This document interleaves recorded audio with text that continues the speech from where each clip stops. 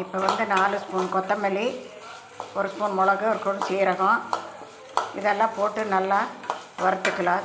Chicken குழம்புக்கு தான் இது செஞ்சிட்ருக்கிறேன்.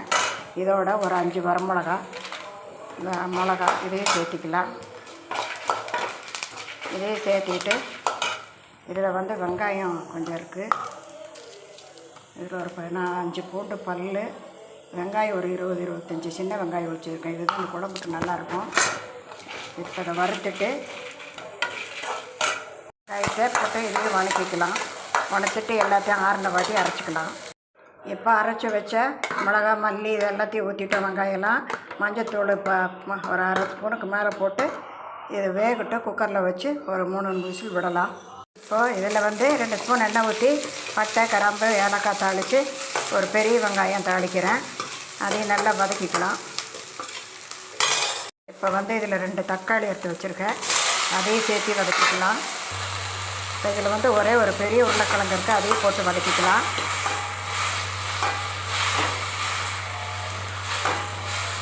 குழம்புக்கு முதல்ல உப்பு போட்டிருக்கேன். அதனால் இப்போ இதுக்கு மட்டும் கொஞ்சம் உப்பு போட்டுக்கலாம். இதுக்கு மட்டும் உப்பு போட்டுக்கலாம்.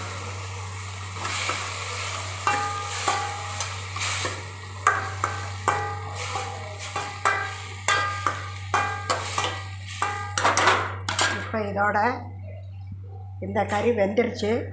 இதை வந்து இதில் ஊற்றிக்கலாம். இப்போ பாருங்கள், இதில் நெக் பீஸ் எல்லாம் இருக்குது. இப்போ கறி வெந்துருச்சு. இது ஒரு கொதி வந்த வாட்டி தேங்காய் ஊற்றிக்கலாம். இப்போ வந்து அரைச்சி வச்ச தேங்காயை ஊற்றிக்கலாம்.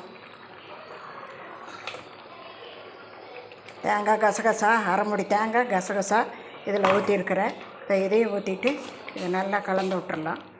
இப்போ வந்து அருமையான சிக்கன் குழம்பு நமக்கு ரெடி. சுவையான சிக்கன் குழம்பு ரெடி. நீங்களும் பண்ணி பாருங்கள். வேங்க லெக் பீஸ் லைக் பண்ணி ஷேர் பண்ணுங்கள், கமெண்ட் பண்ணுங்கள். தேங்க்யூ.